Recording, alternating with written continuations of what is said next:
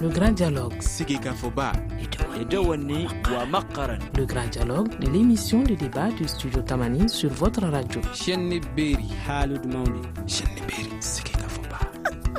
grand dialogue. Mesdames et messieurs, bonsoir et bienvenue à cette émission. Au centre du Grand Dialogue de ce mardi, nous allons parler de la hausse du prix des denrées de première nécessité et les mesures prises face à cette situation. Le Mali fait face à ce phénomène chaque année à l'approche du Ramadan. Alors, qu'est-ce qui explique cette situation? Quelles sont les mesures prises par les autorités? Est-ce qu'il y a un suivi et un contrôle? Le non-respect des mesures est-il sanctionnable?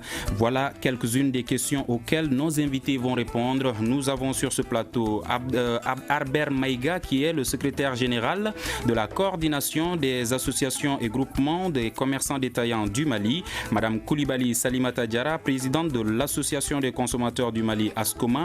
Également au téléphone, nous avons Abdourahmane Ba, qui est chef division commerce intérieur à la direction nationale du commerce et de la concurrence. Je suis Mohamedou Touré à la mise en onde. Il y a Fili Dambili. Le grand dialogue. Alors, à la veille du mois de Ramadan, les denrées de première nécessité deviennent l'objet d'un enjeu particulier. Les prix de ces produits connaissent une hausse sur le marché. Le Conseil national des prix a tenu la semaine dernière sa deuxième session. Les échanges avec le ministre du Commerce ont porté sur l'approvisionnement du pays en produits de première nécessité pour répondre aux besoins de ce mois de Ramadan. Au cours de cette session, des décisions ont été prises afin de maîtriser les prix sur le marché. Mais malgré ces mesures, la flambée des prix est dénoncée par la population. Écoutons d'abord ce reportage de Studio Tamani avec Idrissa Sakou. Selon ces mesures, le kilogramme du sucre sera vendu à 550 francs CFA au niveau des commerçants détaillants, alors que le sac coûtera 25 000 francs CFA. Quant au riz de grande consommation, le kilogramme ne doit pas dépasser 350 francs chez les commerçants détaillants. Chez les revendeurs, le sac de 50 kg sera vendu à 16 500 francs, soit 330 francs le kilo. Ce commerçant détaillant de riz demande au gouvernement de trouver une solution à cette situation. Actuellement, c'est un peu changé par rapport au temps passé là. En ce moment-là, le prix du riz est très élevé. Le riz étranger, ça c'est 17 000. Et le prix de Gamnaka aussi, 17 500. Bon, le prix des 1000, ça fait 10 000.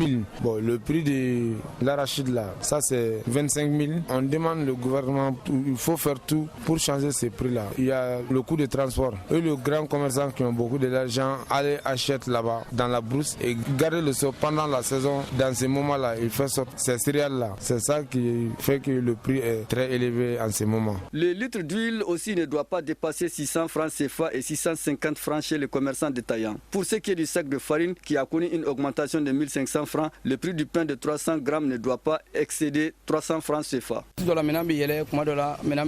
fois, les prix sont élevés et d'autres fois, ils sont bas. Nous vendons l'huile d'arachide du Nord. Au Mali, il y a eu un certain moment où ils nous le vendaient à 18 500, soit à 18 000. Mais actuellement, les prix sont un peu plus élevés. On prie Dieu pour la réduction parce que chaque citoyen partage cet esprit de réduction des denrées. Nous demandons au gouvernement d'être plus clément envers la population, car si les prix sont élevés, la personne qui avait l'intention d'acheter 3 bidons d'huile d'arachide n'en achèterait qu'un. Selon ce vendeur de pommes de terre, la semaine dernière, le kilo était vendu à 300 francs CFA. Cette semaine, la pomme de terre a augmenté de 25 francs. C'est les pommes de terre et les patates et les ignames que je vends, quoi. Bon, les pommes de terre sont un peu petits à ce moment-là. À cause de ça, le prix va augmenter un peu, quoi. Parce que c'est les pommes de terre de Sikasso et de Morboketa qu'on appelle GDSM, c'est ça qu'on vend, quoi. Depuis janvier, les pommes de terre ont commencé à Sikasso. Les semaines passées, les prix étaient à 300, mais les semaines qu'on est là maintenant, les prix sont à 325. Pour permettre l'exécution de cette décision du Conseil national de prix, le département en charge du commerce a pris des dispositions, notamment la mise en place de comités de veille dans toutes les régions. Ces comités seront accompagnés par des brigades de surveillance composées des éléments de la douane, de la police et de la gendarmerie. Ces brigades seront chargées de vérifier les prix au quotidien sur les marchés. Alors, c'est sur ces mesures qu'on va parler. Je rappelle que nos invités sont Abdourahmane Ba, chef division commerce intérieur à la Direction nationale du commerce et de la concurrence avec nous au téléphone. Bonsoir, monsieur Ba. Bonsoir, monsieur Ba. Bonsoir. Voilà, bonsoir monsieur. Bonsoir, vous nous entendez? Moi je vous reçois bien, bonsoir. Bien sûr, c'est bien. Alors Albert Maïga est secrétaire général de la coordination des associations et groupements des commerçants détaillants du Mali avec nous dans ce studio. Bonsoir monsieur Maïga. Bonsoir. Également madame Koulibaly Salimata Diarra, présidente de l'association des consommateurs du Mali ASCOMA. Bonsoir madame Koulibaly. Bonsoir. Alors cette première question, nous allons l'adresser aux consommateurs qui sont représentés ici par Madame Koulibaly Salimata Diarra. Vous venez tout juste d'écouter ce reportage sur la flambée du prix des denrées de première nécessité. Quel est le constat que vous avez fait en tant que consommateur sur le marché? Bon, j'avoue que ces 2 jours-ci, je n'ai pas fait de marché. Mais j'apprends à travers la presse que ce qui a été convenu n'est pas respecté. Je suis très étonné dans la mesure où moi-même j'ai eu à rencontrer et à sensibiliser les détaillants à travers leurs 2 organisations, la coordination. Nous allons revenir sur les mesures, mais est-ce que la flambée des prix, c'est une réalité? C'est une réalité parce qu'on me l'a rapporté plusieurs fois, donc c'est une réalité. Les gens n'ont aucun intérêt à dire autre chose. Okay. Monsieur Maïga, vous êtes le secrétaire général de la coordination des associations et groupements des commerçants détaillants du Mali. Est-ce que le constat, vous êtes d'accord que les prix ont augmenté sur le marché? Bon, je vous remercie de nous recevoir sur ce plateau. En ce moment précis, d'abord, avant de répondre à votre question, où je me retrouve sur le plateau de Radio Tamani, j'ai une pensée très pieuse envers mon président, qui est le président fondateur de l'organisation, qui nous a quittés le 21 novembre 2017. Que son âme repose en paix. Merci beaucoup. Je pense que, comme l'a dit la grande sœur, nous faisons le constat effectivement que les prix ont pris l'ascenseur. Et cela devient comme une tradition au niveau des commerçants à la veille de chaque mois de Ramadan. C'est un constat, nous le faisons ensemble. Mais les raisons sont multiples. Nous ne pouvons pas accuser les uns et les autres, mais il y a un certain nombre de facteurs qui font que les prix peuvent baisser ou augmenter. Parce que nous reviendrons sur ça. Nous allons donner la parole à M. Abdourahmane Ba, chef division commerce intérieur à la Direction nationale du commerce et de la concurrence avec nous au téléphone. Monsieur Ba, cet après-midi, il y a une mission, une équipe de la Direction nationale du commerce et de la concurrence qui a fait un tour dans les marchés. Quel a été le constat que vous avez observé?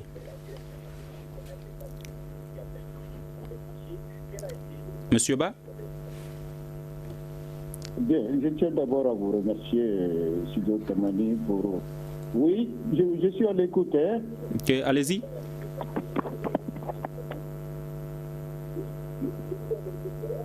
Bon, il y a un petit problème de dysfonctionnement entre nous. J'ai dit que, pour répondre directement à votre question, j'ai à vous dire d'abord qu'au niveau de la Direction générale du commerce et de la concurrence, on vous remercie pour cette initiative de nous appeler autour de votre table pour parler d'un événement du jour qui est éventuellement le prix des produits de première nécessité sur le marché en cette période de veille du mois de Ramadan. Bon, il s'avère qu'effectivement qu'on est sur le marché aujourd'hui à travers de quasiment tous les marchés de Bamako, pour voir ce qui est en train d'être dit, si c'est pertinent ou si c'est réel. Bon. À la matière, ce que nous avons vu sur le terrain peut être inquiétant, mais on n'est pas sur un plateau d'abord de dire que les prix ont pris de l'ascenseur. Il s'avère que les prix sont en train d'être chevauchés, mais toutes les dispositions sont prises déjà par le ministre du Commerce afin que les prix puissent revenir au prix souhaité. Revenir au prix souhaité, ça veut dire déjà qu'il y a une augmentation.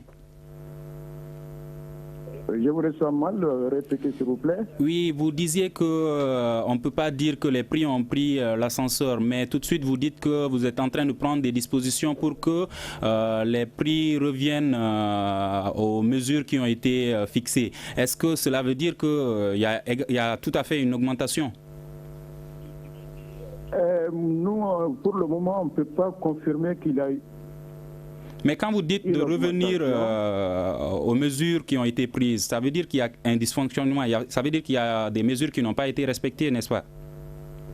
Oui, vous êtes d'accord avec moi que toutes les années, en cette période de veille du mois de Ramadan, que certains opérateurs se prêtent à des actions qui n'honorent personne.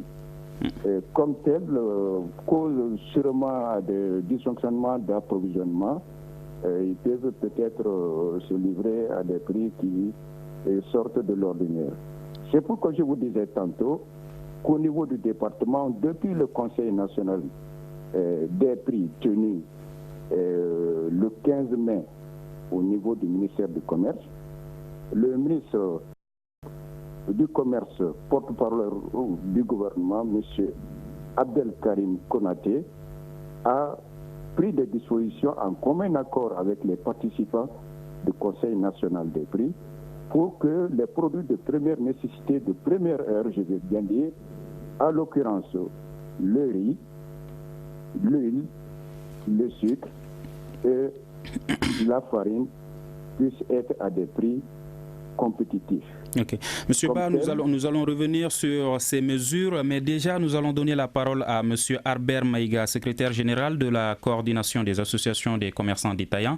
Alors, vous l'avez dit, chaque année on rencontre cette difficulté. Et Monsieur Ba vient de le dire tout de suite qu'il y a même des mesures qui ont été prises. Mais est-ce que vous pouvez nous dire qu'est-ce qui explique cette situation? Est-ce que les opérateurs économiques se lèvent seulement pour augmenter, ou est-ce que c'est les frais de douane qui s'augmentent? Qu'est-ce qui explique réellement cette situation? Bon, nous avons dit qu'il y a effectivement un certain nombre de facteurs. Parce que si vous prenez le circuit de la distribution, nous sommes à un niveau bas de la distribution. C'est-à-dire qu'en amont, il y a les imports-exports, il y a les grossistes, il y a les demi-grossistes, et enfin, nous avons les détaillants. Et donc, les grossistes, je ne peux pas parler à leur place, il serait mieux indiqué pour dire exactement quelles sont les difficultés qu'ils rencontrent dans l'importation des produits ainsi identifiés, comme le sucre, le riz brisure importé, l'huile qui est localement produite chez nous et la farine. Mais au niveau des détaillants, nous sommes tributaires un peu de ce que les grossistes nous donnent comme prix, parce que nous ne pouvons pas les prix à notre niveau, parce que le marché aussi s'auto-régule, il est en tout cas la résultante de l'offre et de la demande. Mais en ce qui concerne les dispositions qui ont été prises au niveau du département, ça c'est aussi une tradition. Nous avons dit tout à l'heure qu'à la veille de chaque mois de Ramadan, nous sommes tentés de constater que les gens cherchent à la fois les bénédictions, mais aussi ont de la surenchère sur les bénéfices. Cela peut paraître paradoxal dans un pays de grande solidarité, un pays de musulmans, où le mois de Ramadan est considéré comme un mois béni, où chacun doit faire en sorte que le voisin vive tranquillement, que chacun passe ce mois de Ramadan dans la plus grande tranquillité. Ce que le ministre a fait est une tradition déjà au niveau du département, à laquelle nous avons toujours participé en tant que partie prenante. Nous avons dit, chaque fois que des prix sont fixés et que de façon consensuelle, les parties s'engagent, nous nous engageons aussi à respecter justement notre partition. Cela est tout à fait indiqué parce que nous sommes une association nationale, une association citoyenne d'envergure nationale. Nous avons toujours contribué à la résolution des problèmes en tout cas, qui se posent au niveau de ce pays, notamment des problèmes de distribution. Alors, Madame Coulibaly, Salimata Diarra, on l'a dit au cours de ce débat que ce phénomène, on rencontre ce phénomène toutes les années, chaque année, alors qu'on sait que le Ramadan ne se présente pas à un moment fixe, à un mois fixe. Ça peut être le mois de mai cette année, comme ça peut être le mois de juin l'année prochaine. Alors, concrètement, qu'est-ce qui explique cela? Qu'est-ce qui explique le fait que chaque année, à l'approche du mois de Ramadan, le prix des denrées de première nécessité augmente? Il y a certainement des problèmes par rapport à l'importation. Des problèmes que nous devons, à mon sens, essayer, parce que ça fait des années qu'on y est, essayer de résoudre. J'entends par là, nous devons, avec l'expérience qu'on a eue en la matière depuis des années, malgré les dispositions prises en amont, l'état du marché ne répond pas à l'attente des consommateurs.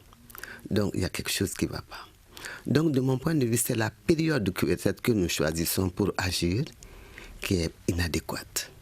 Nous devons, à mon sens, faire en sorte que nous puissions préparer le mois de carême de manière sereine. Dès le 6e mois de l'année, avant le mois de carême, nous devons prendre des dispositions de manière à ce que la production locale en matière de céréales dont nous avons besoin, en matière de sucre que nous avons sur place, pour faire en sorte qu'à cette période-là, la production locale puisse être là et que l'importation à ce moment-là puisse être revue à la baisse de manière à ce que nous puissions consommer malien. Est-ce que vous voulez dire qu'il n'y a pas de changement au fur des années? Par exemple, l'année dernière, les mesures prises n'ont rien changé à celles de cette année? Tous les ans, nous sommes dans le même débat. Okay. Tous les ans, nous sommes dans le même débat. Ça veut dire que quelque part, nous devons revisiter notre approche. Merci. Et c'est dans ça que je suis aujourd'hui. Merci. Nous allons observer une courte pause. Vous écoutez Studio Tamani, votre avis nous intéresse. Écrivez vos commentaires et suggestions sur la page Facebook et dialoguez avec nous. Studio Tamani, c'est aussi les réseaux sociaux. Alors, mesdames et messieurs, ce soir, nous parlons du Ramadan. Quelles mesures face à la flambée des prix des denrées alimentaires? Au centre de ce débat, nous avons comme invité Abdourahmane Ba, chef division commerce intérieur à la Direction nationale du commerce et de la concurrence, qui est avec nous au téléphone. Albert Maïga, secrétaire général de la coordination des associations et groupements des commerçants détaillants du Mali. Et Madame Coulibaly Salimata Diarra, présidente de l'association des consommateurs du Mali, ASCOMA. Monsieur Ba Abdourahmane, vous êtes avec nous au téléphone. Alors, la présidente vient de dire qu'entre l'année dernière et cette année, il n'y a pas eu un grand changement. Alors, pourquoi les difficultés qu'on rencontre dans les années précédentes n'inspirent pas pour les prochaines années, si vous êtes bien sûr d'accord qu'il n'y a pas eu de changement? Bien, concernant la production nationale, je ne peux pas vous en dire plus, mais concernant les produits de première nécessité importés, en l'occurrence le sucre et les riz,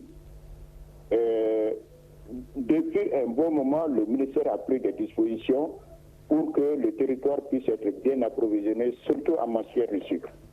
Comme tel, les gros importateurs de sucre se sont engagés auprès du gouvernement pour pouvoir importer à hauteur de souhait la quantité de sucre qu'il faut pour le territoire national pour couvrir toute une période allant du mois de carême jusqu'à peu près à 4 mois. Donc, comme tel, le ministère a autorisé les importateurs jusqu'à concurrence de 200 000 tonnes de sucre. Et cela a commencé, nous vous rassurons qu'une bonne partie de cette quantité est déjà sur le territoire national. Mais on ne peut pas vous parler de cela sans parler d'un problème qui est survenu ces derniers temps.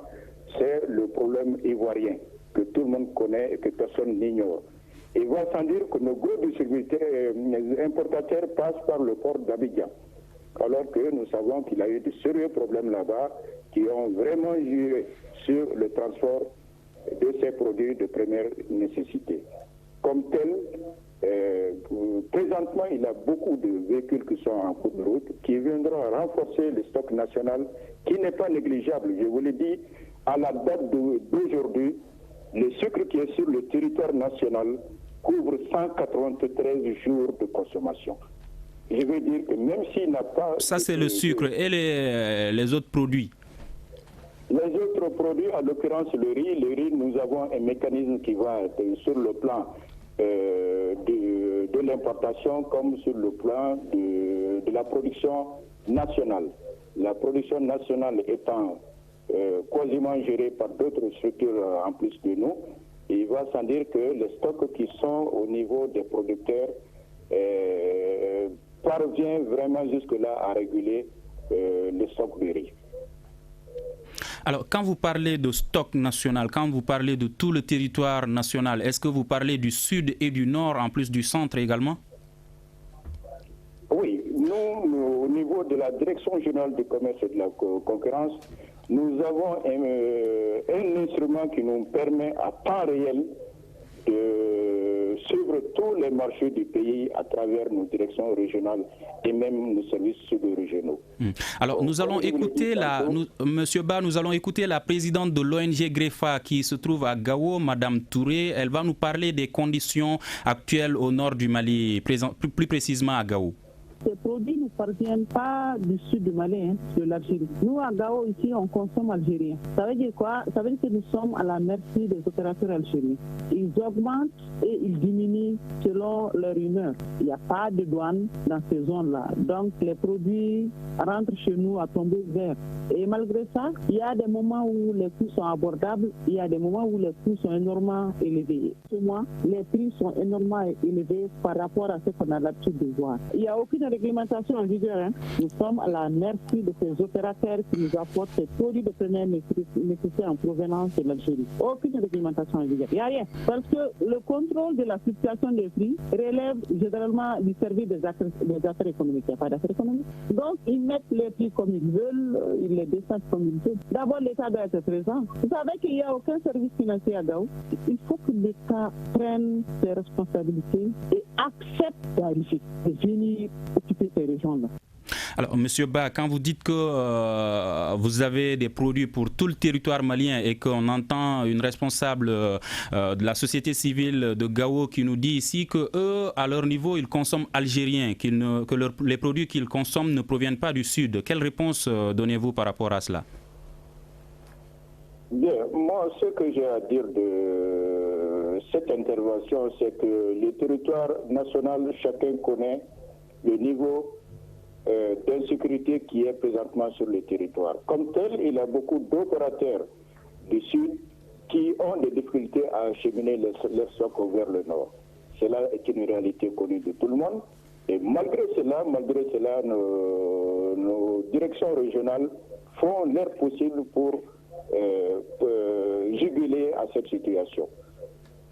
Donc vous êtes d'accord que l'administration n'est pas présente au nord et que c'est une difficulté, donc les mesures ne concernent pas tout à fait tout le territoire national? Bon, comme je l'ai dit, cela est une réalité nationale qui dépasse les compétences de ma structure. Ok. Alors, Madame Koulibaly Salimata Diarra, présidente de l'Association des consommateurs du Mali, est-ce que les mesures qui sont prises par les autorités répondent réellement aux besoins? Est-ce que ces mesures sont satisfaisantes? Bon, vous savez, c'est des mesures prises de commun accord. Il y a un conseil national des prix qui travaille avec l'ensemble des parties. Des engagements sont pris, des discussions ouvertes sont faites, mais à la réalité, au sortir de ces rencontres, on se rend compte qu'il y a non-respect. Donc, quelque part, il y a un problème. Non-respect, qui ne respecte pas? Bon, sûrement, c'est le marché qui ne respecte pas. C'est-à-dire les commerçants? Les commerçants. Donc, nous avons eu à les rencontrer avant le Conseil national des prix. Et les détaillants, les deux parties, la coordination comme le syndicat, nous ont exposé leur situation réelle et les difficultés auxquelles ils sont confrontés en tant que détaillants et de quelle manière nous pouvons jouer ensemble, faire des choses ensemble de manière à atténuer ces choses-là. Il ne faut pas oublier qu'au Mali, on est dans la libre concurrence et la liberté de prix et il y a des importateurs très puissants au Mali. C'est eux qui font la règle du jeu, en fait. Parce qu'ils sont presque dans un genre de monopole. les oligopoles, parce que nous avons fait des études sur la question, notamment en ce qui concerne le riz, et nous avons dénoncé les oligopoles qu'il y a. Donc, de telle sorte que, il nous faut, je l'ai dit, c'est une question très, très profonde, parce que tant qu'on essaie de les sensibiliser en tant que musulmans, en tant que citoyens, en tant que Maliens, mais au sortir, on voit qu'on a accepté dans le débat, mais en fait, on ne pratique pas. Donc, c'est pour ça que je dis, nous devons à ce moment-là nous remettre en cause. Savoir que nous avons sûrement quelque chose à corriger pour que nous puissions avoir les ambitions que nous visons, à savoir, en tout cas, diminuer la difficulté des gens au mois béni de Ramadan. C'est essentiel. Le Malien, il prie beaucoup, il prie beaucoup, il fait des choses, mais dans le fond, est-ce que le Malien a pitié de son concitoyen? Est-ce que le Malien, de façon réelle, de façon sincère, va dans le sens de jouer pour l'intérêt général, de prendre en compte les couches vulnérables?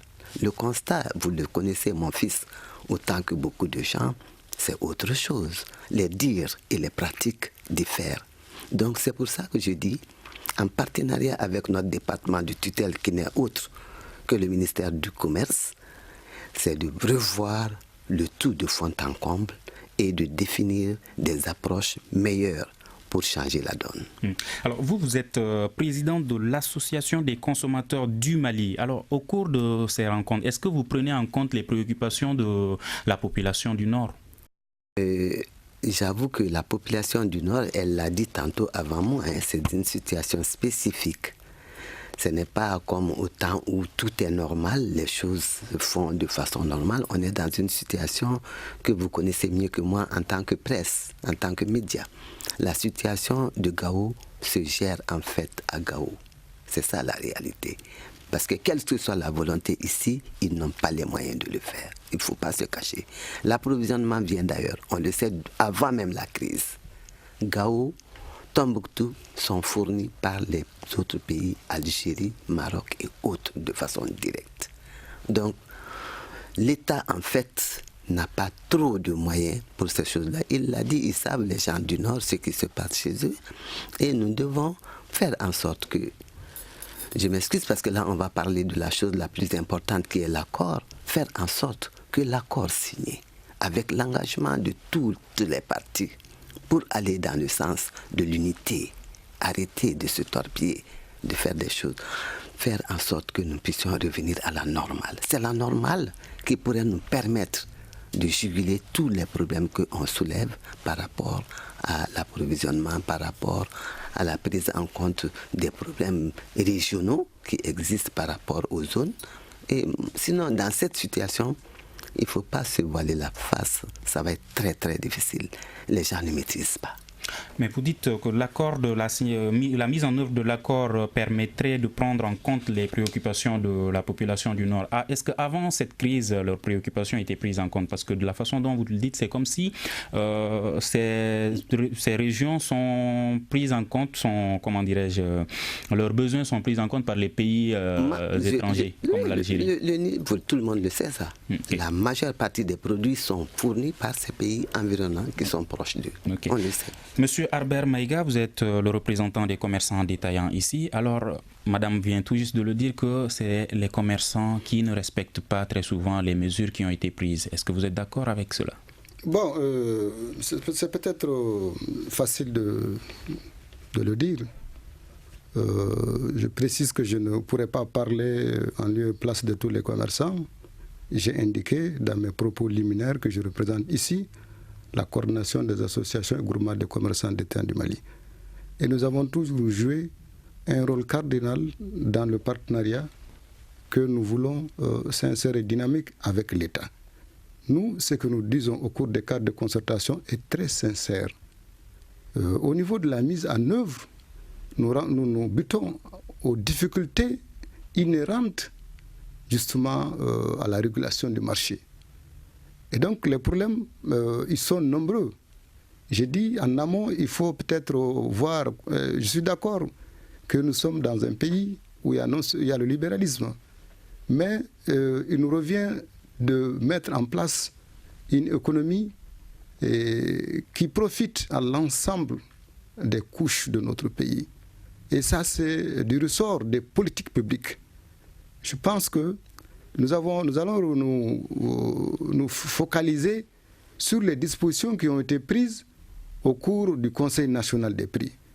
Je pense que les voies les plus autorisées, en l'occurrence le ministre, a dit que tout sera mis en œuvre pour que le sucre soit vendu à 550 francs au niveau détaillé. Que le riz brisure importé sera vendu à 350 francs au niveau du détaillant. Alors, vous avez ces informations, vous participez à cette réunion. Est-ce que ces informations, les boutiquiers, les commerçants à la base ont accès à ces informations? Comment procédez-vous à la sensibilisation de vos militants? Justement, et ça c'est d'ailleurs notre credo. Notre credo, c'est l'information, la sensibilisation, je vais plus loin, à la formation, à l'éducation citoyenne. Et donc c'est pourquoi j'ai dit que notre organisation s'est toujours positionnée pour jouer ce rôle fondamental. Comment faites-vous cela? Nous faisons nos assemblées d'information et de sensibilisation. Nous faisons des débats. Nous avons des rencontres entre les bureaux parce que la coordination, c'est une fêtière où nous avons des démembrements locaux, communaux, régionaux, etc. Quand nous savons qu'au Mali, ce n'est pas tout le monde qui participe à ces rencontres, à ces différentes sessions, comment faites-vous pour sensibiliser, informer ceux qui ne viennent pas lors de ces réunions? Oui, il va sans dire que dans une organisation, il y a même les membres et les non-membres. Oui, parce que quand on part chez certains boutiquiers, ils vont vous dire que nous ne sommes pas au courant de cette mesure. Est-ce que c'est une mauvaise volonté ou est-ce que c'est parce qu'ils n'ont pas accès à l'information? Non, peut-être vous allez retrouver les deux dans notre pays. Il y a des gens qui sont bien informés. Il y a des gens qui vont à l'information. Et il y a des gens à qui on doit aller pour informer. Je pense que dans notre cas de figure, nous prenons en compte toutes vraiment ces considérations-là. Nous faisons nous aussi ce que nous pouvons pour informer le maximum par rapport à nos engagements. Je suis très précis. Donc nous ne pouvons pas faire l'impossible. Et j'ai dit qu'en la matière, notre approche dans ces différentes questions, c'est le partenariat.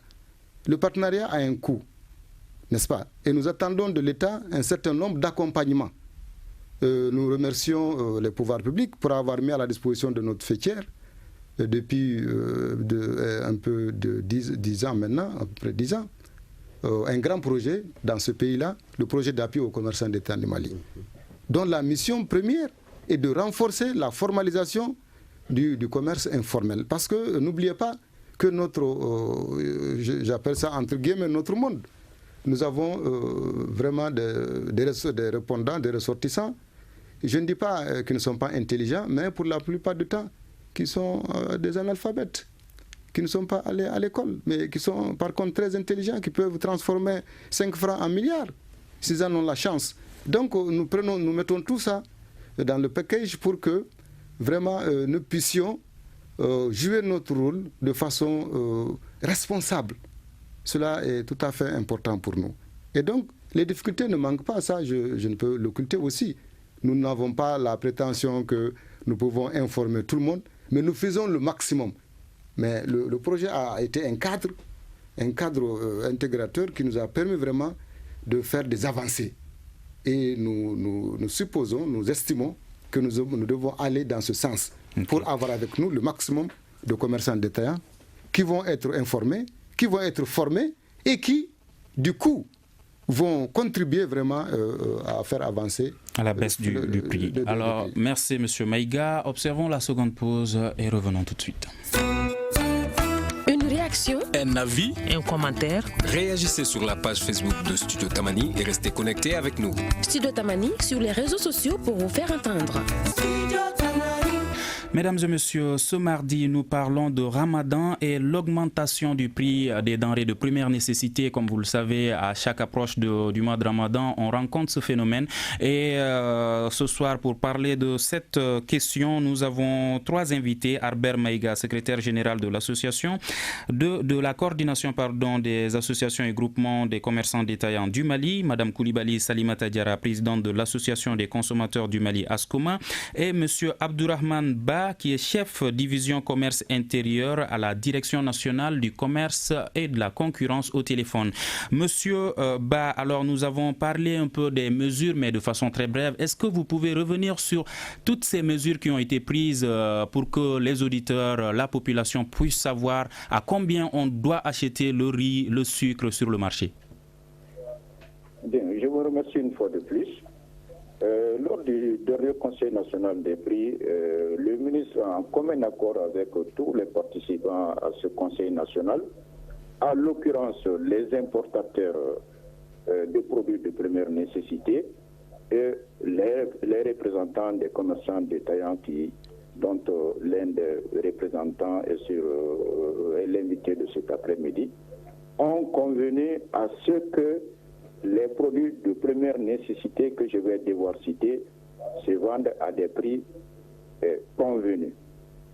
Dans cette vision, le ministre a demandé de maintenir le prix plafond du riz brisé importé de grande consommation à 330 francs pour les grossistes et à 350 francs pour les détaillants. Il a demandé encore de maintenir le prix du sac de farine de blé à 15 000 francs qui avait commencé à prendre l'ascenseur. Et pour quelle raison? C'est la chose que je devrais dire depuis un bon moment. Avec l'application du règlement numéro 14 de l'UMOA qui a fait renchérir le prix du transport, c'est cela qui nous a amené assez de désagréments ces derniers temps. Mais il s'avère que cette mesure a été suspendue comme telle. Le prix au transport a commencé à descendre et il va sans dire que les prix sont en train de revenir à leur niveau actuel. Donc je disais que la farine doit se vendre dorénavant à 15 000 francs le sac. Et le sac de combien de kilos? Vous dites? Le sac de combien de kilos? Le sac de 50 kilos. Les farines sont homologuées à 50 kilos le sac. Donc, dans cette vision, le sucre, je vais bien dire le sucre de la production nationale, doit être cédé par les grossistes à 500 francs le kilo et les détaillants, on les a demandé de commun accord avec les syndicats des commerçants détaillants et la coordination, qu'ils puissent le vendre à 550 francs. Donc, au-delà de cela aussi, l'huile locale, l'huile de la production nationale, il a été demandé à ce que l'huile soit cédée par les fournisseurs à 600 francs le litre et que les détaillants puissent le vendre partout à 650 francs, prix maximum. Voici les dispositions prises pour cela afin que tous ces produits de première nécessité puissent être vendus pendant tout le mois de carême à ces prix. Parallèlement, certaines dispositions ont été prises lors de ce Conseil national, c'est le suivi au niveau des différents marchés. Comme tel, il a été demandé à tous les gouverneurs et au niveau régional de dynamiser les comités régionaux de surveillance sur l'approvisionnement des pays en produits de première nécessité. Et au-delà de la redynamisation de ces comités de surveillance, il a été demandé de mettre sur pied des brigades de surveillance en appui au comité de veille. Comme tel, d'autres structures étatiques ont été sollicitées, comme la police, comme la gendarmerie, en plus des associations des commerçants détaillants et des associations des consommateurs au niveau local. Okay. Donc, merci M. Ba. Alors, Mme Koulibaly Salimata Diarra, présidente de l'Association des consommateurs du Mali, est-ce que vous pensez que ces mesures suffisent? Si elles étaient suffisantes, on ne serait pas là pour parler du problème que les gens rencontrent. Ça veut dire qu'elles s'avèrent insuffisantes. Donc le problème est profond, le problème est ancré. Les habitudes sont là. Donc ils prennent avec le ministre des engagements et sur le terrain, on fait ce qu'on veut finalement. C'est le constat des engagements sont pris. Nous sommes membres, il l'a dit, nous sommes effectivement, ce n'est pas ma personne, mais le premier vice-président est membre du Conseil national des prix. Et ce qu'il m'a rapporté était rassurant au sortir de la réunion. Rassurant, mais pas suffisant. Voilà, pas suffisant. Mais qu'est-ce qui manque? C'est-à-dire que le minimum qu'on attend aux produits les plus consommés, des produits les plus consommés, on voit que ces produits-là sont à des prix qui augmentent, qui ne sont pas, les prix fixés ne sont pas respectés. C'est pour ça que moi, je suis très gêné de parler de quelque chose qui se répète de façon récurrente. Moi, je voudrais vraiment, je le dis et je pense qu'on est entendu par les autorités, il nous faut revoir la carte. Revoyons la carte. Ça fait des années qu'on fait la même démarche et ça fait des années qu'on a les mêmes reproches, les mêmes difficultés de marché. Donc, mais les prix qui ont été fixés, les mesures qui ont été prises, si elles étaient respectées, est-ce qu'elles conviennent aux consommateurs, ces mesures-là? Non, ben ça, c'est le minimum qu'on met. C'est le minimum qu'on met pour qu'eux aussi, en tant qu'ils sont consommateurs quelque part, ils sont chefs de famille, hein, eux aussi, ils puissent aussi tirer leur épingle du jeu, c'est-à-dire prendre en charge leurs obligations familiales. Parce qu'il ne faut pas... Nous sommes tous des Maliens et chacun à son niveau est consommateur. Ils ont d'autres besoins. Si ce n'est pas le sucre qu'ils vendent ou le riz qu'ils vendent, ils ont les autres besoins à satisfaire. Donc on est dans le même sac. Hein. Donc moi je voudrais vraiment que, à la matière, très sincèrement, je n'ai pas eu l'occasion de le dire à monsieur le ministre, mais si j'avais l'opportunité, je le dirais. Je le dirais pas seulement au ministre du Commerce, il n'est pas le seul. Lui, il est en charge de cette question, mais c'est un ensemble, c'est le gouvernement. Donc nous devons aller dans un sens beaucoup plus efficace. Nous devons aller en profondeur, analyser en profondeur, voir les difficultés auxquelles les commerçants détaillants sont confrontés. C'est énorme. Nous, ils nous ont parlé, ce jour-là, les deux, coordination comme syndicat, mais ce qu'ils nous ont dit, moi je n'en revenais pas. Et je n'étais pas seul, j'étais avec d'autres membres de l'ASCOMA. Donc il y a des problèmes réels, nous devons les décortiquer. Est-ce que vous pouvez nous en parler, ces problèmes? Non, mais ils sont dépendants des grossistes. Ok, on va donner la parole. Ils sont dépendants des grossistes qui ont un pouvoir assez énorme, hein, en la matière. Okay. Voilà. Albert Maïga, toutes ces dispositions qui ont été prises, est-ce que vous allez les respecter? Bon, j'avoue que nous sommes obligés de répéter cette phrase autant de fois que cela s'impose. Nous avons dit que nous sommes partie prenante d'un cadre de concertation et que les dispositions qui ont été prises par le cadre de concertation nous engageaient en ce qui nous concerne, en ce qui concerne en tout cas notre niveau de responsabilité. Je voudrais peut-être pas directement répondre à ma grande sœur, mais je dis que les gens ne font pas ce qu'ils veulent. Elle-même, elle a dit, souvent nous sommes en tout cas confrontés à un certain nombre de difficultés au niveau même de la mise en œuvre des dispositions qui ont été prises. Donc ces difficultés, elles sont aussi bien au niveau des grossistes, au niveau des importateurs, qu'au niveau des détaillants. Mais je crois que la meilleure formule, c'est de mettre les problèmes sur la table. Il faut que les gens se parlent sincèrement, comme vous l'avez dit. Mais vous participez à ces différentes rencontres de prise de décision, n'est-ce pas? Bien sûr que nous sommes là. Et vous donnez ces avis? Bien sûr que nous donnons nos avis. Est-ce que les agents qui sont chargés du suivi et du contrôle, vous les constatez dans les différents marchés? Oui, dans les marchés aujourd'hui, les agents sont allés sur le terrain. Bon, pour nous, c'est une approche. Aujourd'hui seulement, mais est-ce qu'au fur et à mesure, est-ce qu'ils font réellement leur travail? Oui, bon, ils font leur travail, mais nous avons dit que chaque fois que cela est nécessaire, il faut bien préparer, n'est-ce pas, ces descentes dans les marchés, ces descentes dans les quartiers. Il faut que cela nous laisse des impacts. Alors, justement, parce qu'il ne s'agit pas peut-être d'aller mettre des affichages Mais je crois l'importance de l'affichage, il faudrait bien que les gens comprennent ce que c'est. Appliqué. Alors, Madame Koulibaly, est-ce que si les mesures ne sont pas appliquées, est-ce que ce sont ces agents qui ne font pas leur travail, ceux qui sont chargés du suivi et du contrôle? Brièvement. Bon, en fait, ces agents qui font la surveillance là, quels sont leurs moyens réels de pression? Est-ce qu'ils en ont? Ok. Alors, on va poser la question à Abdourahmane Ba. Est-ce qu'il y a des sanctions qui sont prévues, brièvement? Oui, il y a des sanctions qui ont toujours été prévues à travers la réglementation, surtout le décret concernant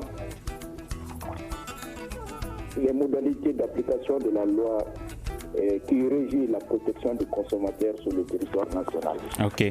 Alors, Monsieur Ba, nous sommes pris par le temps. Si les sanctions sont prévues, on espère bien que ces mesures seront respectées. Alors, ce soir, nous parlions du Ramadan. Quelles mesures face à la flambée des prix des denrées alimentaires? Nous avions comme invité Abdourahmane Ba, chef division commerce intérieur à la Direction nationale du commerce et de la concurrence au téléphone. Harbert Maïga, secrétaire général de la coordination des groupements et associations des commerçants détaillants du Mali était également là. Et en plus de ces deux, nous avions Madame Koulibaly Salimata Diarra, présidente de l'association des consommateurs du Mali, ASCOMA. Mohamedou Touré vous a présenté ce débat réalisé par Ibrahima Haran Diallo. À la mise en onde, Phili Dambélé. La régie vidéo était assurée par Mamadou Ouattara. Nous nous retrouverons demain pour une autre émission. En attendant, nous vous souhaitons bon Ramadan. Le grand dialogue. Le grand dialogue de l'émission de débat du studio Tamani sur votre radio.